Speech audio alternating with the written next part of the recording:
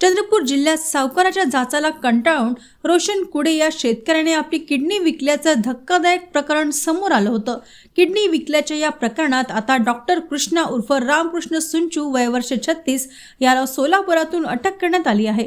Kidney विक्री प्रकरणात पीडित शेतकरी रोशन कुडे याने फेसबुकच्या माध्यमातून किडनी विकण्यासाठी माहिती मिळवल्याची आणि त्यानंतर चेन्नई येथील डॉक्टर कृष्णा याने त्याला कंबोडिया येथे पाठवून किडनी काढल्याची तक्रार दिली होती।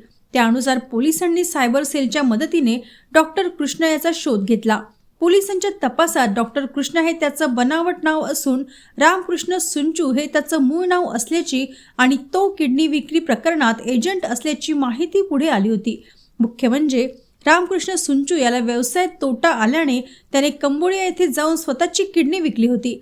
त्यानंतर कंबोडिया येथील एका डॉक्टरने अशा प्रकारचे किडनी विकणारे लोक पाठवल्यास 1 लाख रुपये कमिशन देण्याचं त्याला आमिष दिलं।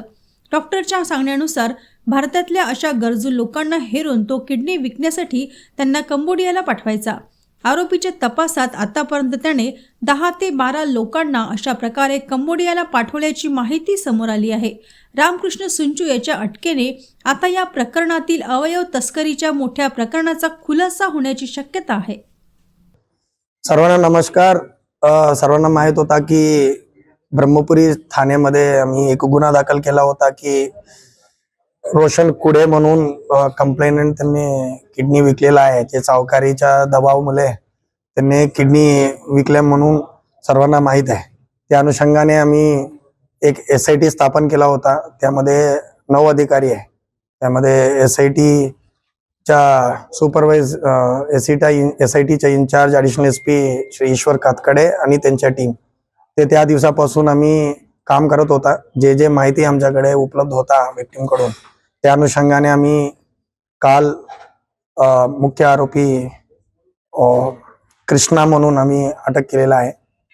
त्या अनुषंगाने त्यांना विचारपूस केल्या तर आम्हाला माहित पडला की तो पण एक किडनी डोनर आहे। म्हणजे तो पण ते बिझनेस मध्ये काही नुकसान झाला तर त्यांनी स्वतः फेसबुकवर सर्च करून त्या फेसबुकच्या ग्रुपमध्ये काही संपर्क केलेला आहे, काही आरोपीला संपर्क केलेला आहे आणि तो पण तोच हॉस्पिटल ते कंबोडिया हॉस्पिटलकडे गेला आणि तिकडे जाऊन ते किडनी विकलेला आहे।